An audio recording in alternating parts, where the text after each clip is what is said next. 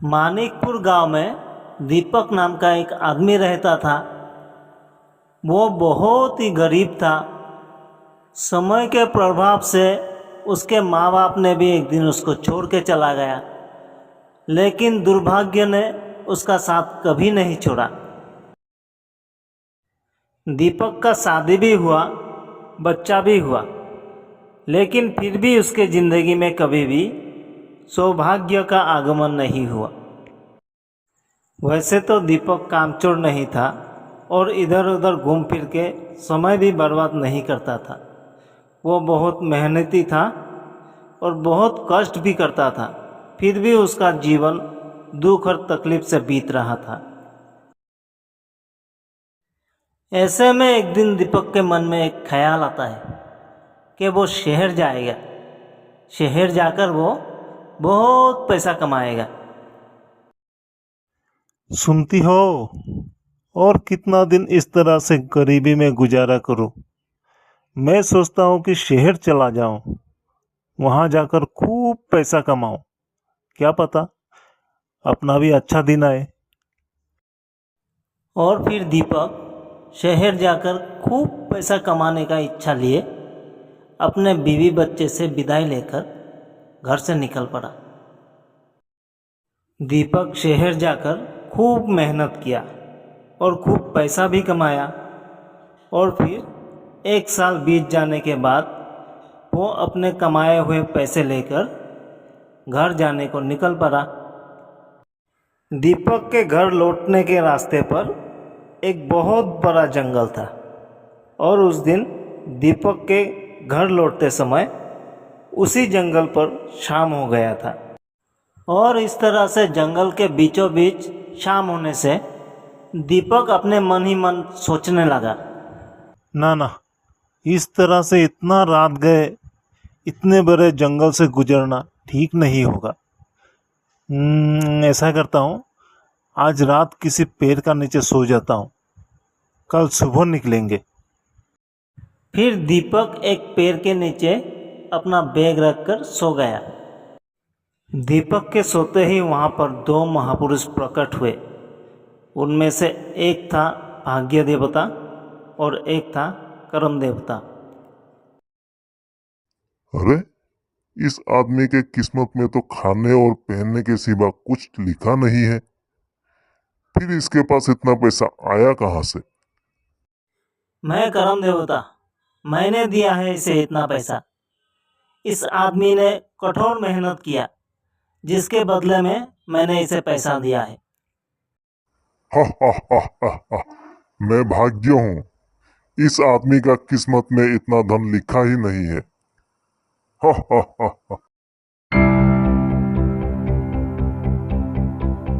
दूसरे दिन सुबह जब दीपक उठ के देखता है कि उसके बैग में पैसे नहीं है, तो वो बहुत रोता है, पर उसके पास करने को भी कुछ नहीं था।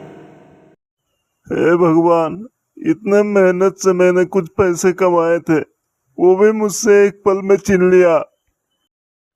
ना ना, इस तरह खाली हाथ में घर नहीं जा सकता। मैं फिर से शहर जाऊंगा, फिर पैसे कमाऊंगा। दीपक फिर शहर गया। शहर जाकर कड़ी मेहनत करके फिर से खूब सारा रुपया कमाया और फिर से 1 साल बाद अपने कमाए हुए पैसे लेकर घर के लिए निकल पड़ा। और घर जाते जाते फिर से उसी जंगल के बीचों बीच शाम हो जाता है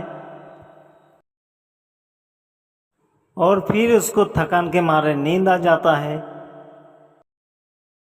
और उसके सोते ही दोबारा उसके साथ वही घटना घटती है। अरे, इस आदमी के किस्मत में तो खाने और पहनने के सिवा कुछ लिखा नहीं है। फिर इसके पास इतना पैसा आया कहाँ से? मैं कर्म देवता, मैंने दिया है इसे इतना पैसा। इस आदमी ने कठोर मेहनत किया, जिसके बदले में मैंने इसे पैसा दिया है।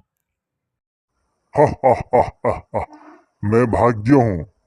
इस आदमी का किस्मत में इतना धन लिखा ही नहीं है। हा हा हा हा। जब सुबह उठ के दीपक देखता है कि उसके बैग में पैसे नहीं हैं, तो वो एकदम टूट जाता है। हे भगवान, ये मेरे साथ क्या हो रहा है? मैं बार बार इतना कड़ी मेहनत करके कुछ पैसा जमा करता हूँ और बार बार मेरा पैसा गायब हो जाता है। मुझ में और ताकत नहीं है मैं और मेहनत करके पैसा जमा करूँ। ऐसा जिंदगी रहने से तो नहीं रहना ही अच्छा है। फिर वो नदी में कूदकर मर जाएगा, ऐसा सोचकर नदी किनारे जाता है। तभी ऊपर से आवाज आता है, हे साधारण मनुष्य, तुम ऐसा सिद्धांत कभी मत लेना। मैंने तुम्हें जिंदा रहने के लिए भेजा पृथ्वी में, और मैं तुम्हें यह भी बता दूं, तुम्हारे जन्म के साथ ही मैं तुम्हारा भाग्य भी लिख दिया हूँ। मनुष्य सिर्फ धन प्राप्ति से ही खुश नहीं रह सकता। अभी तुम घर जाओ, मैं तुम्हारा खाना पीना भरण पोषण का भी जिम्मेदारी ले रखा हूँ। वैसे में तुम क्यों चिंता करते हो? तुम जहाँ भी जाओगे भाग्य भी तुम्हारा पीछे पीछे जाएगा।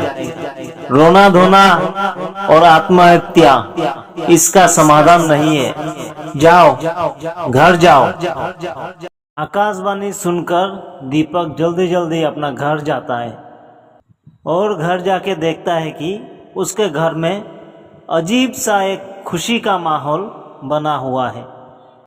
उसके बीवी और बच्चे के चेहरे पर अजीब सा एक खुशी ठहरा हुआ है। ये कैसी खुशी है तुम्हारे चेहरे पे? अगर तुम ये सोच के खुश हो रही हो कि मैं बहुत पैसा लेकर आया हूं, तो तुम गलत सोच रही हो।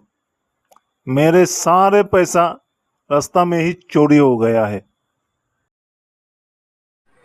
अरे सुनिए तो, हम जी कितने भाग्यशाली हैं। आपके आने के कुछ देर पहले ही एक महापुरुष आए थे, हमें 2 थैली भरकर पैसा देकर गया है। सच में उस दिन दीपक के घर साधु महापुरुष के भेष में खुद भगवान आया था, और इन 2 सालों में दीपक ने कड़ी मेहनत कर जितने पैसे कमाए थे वो सभी उसके पत्नी के हाथ पर देकर गया था। यही था भाग्य और कर्म। किसी को भाग्य का साथ मिलता है तो कर्म का साथ नहीं मिलता, और किसी को कर्म का साथ मिलता है तो भाग्य साथ नहीं देता। इसी तरह से ये दुनिया चल रहा है।